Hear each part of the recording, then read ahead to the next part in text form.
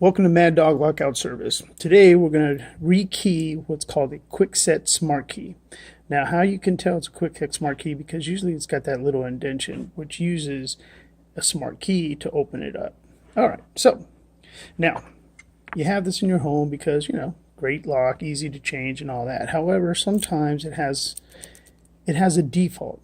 You stick a wrong key in it, sometimes the wafers move, it doesn't let you open, and now your house keys don't work.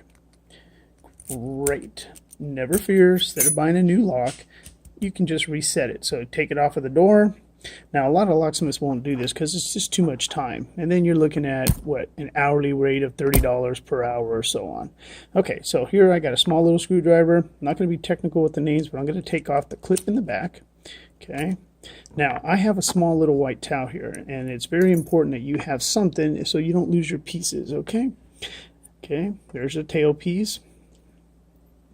Now, all right, that came out. There's your housing ring.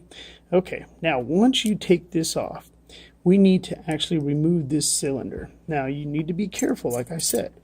There's little wafers, and these wafers can lose, and once you lose one, your lock's rendered useless and you need to go out and buy a new one. So, like I said, we're going to stick in the house key. That doesn't work, but we're going to use it to basically take out the cylinder. So see how there's just one right there? So again, just get your little screwdriver, push that in, so that way you can try to push that out.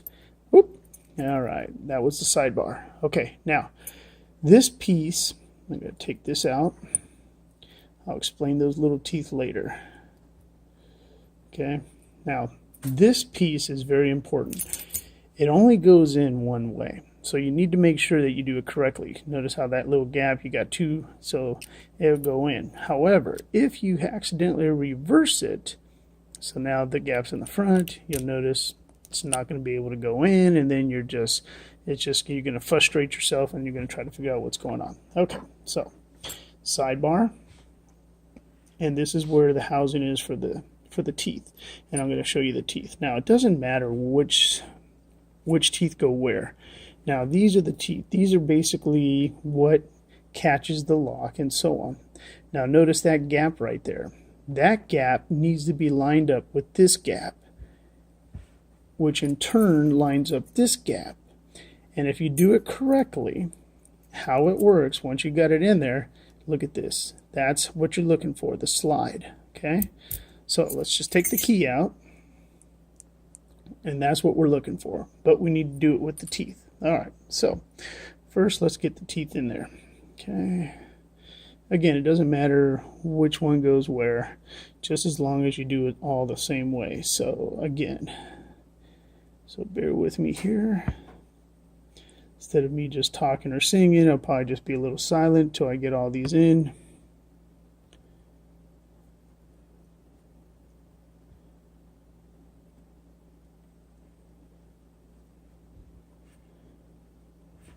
And there's my last one. Okay, so now they're not all lined up.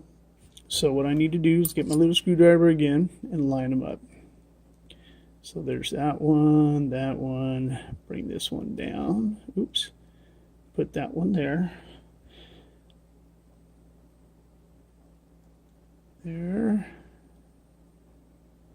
And the reason why for a small screwdriver, because then you can run the groove and make sure that they're all lined up. Okay, see how that one binds up a little bit? There you go. So that looks pretty close.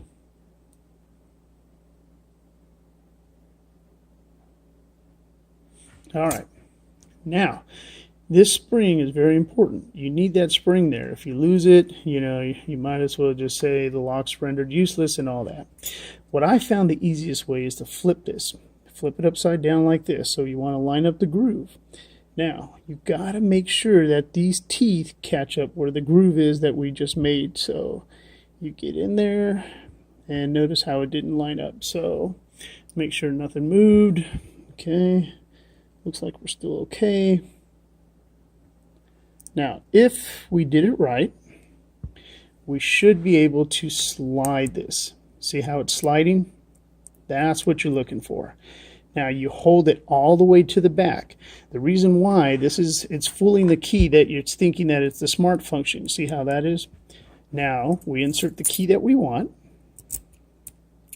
What that does ensures this key now works the lock. Now we slowly bring it back. Look how it closes. Now we add the sidebar. Again, the sidebar only goes one way. See how there's a big gap and a little gap? And, you know, they vary, but it's basically the same. Now we add it in there. It only goes in one way. And if you did it right, notice how the bar went in. So it's flush. Okay. Now, again, remember, we had the housing 2 corners, so we got to make sure that's on correctly. Now, it looks like it's going to work. All right, so now we got to put it back together, reverse order. Okay, put in your house, your ring, and let's see here. All right. And just to make sure that the smart function still works, what you do is you get your smart key, you push it in. Now that you heard that, you're able to take out the key. Once you hear that click, remember, you leave it in there, but you know, once you get it lined up, put in your little smart key. This enables you to take the key out, and I don't have one except for a blank, so we'll just use a blank key. Put a blank key in there, take it out. Now, according to this, I just changed the function to a blank key working as opposed to the house key working. See? So if I want to change it back, put it there, put the smart key in.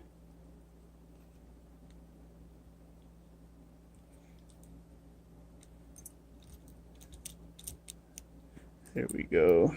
You got to line it up just right, because otherwise the functions don't work. Take it out. Put in your new key. Works. Now my house keys work, but the blank key does not. All right. Take it from me, the starving locksmith. This is not a bad job, but again, this would be an hourly job. Something like you would pay $30 an hour, because no locksmith really wants to work on this. They'd rather just be in and out. So, if you got any suggestions on other things, give me a holler. I'm a jack of all trades. I got a master's degree to prove it. Thank you.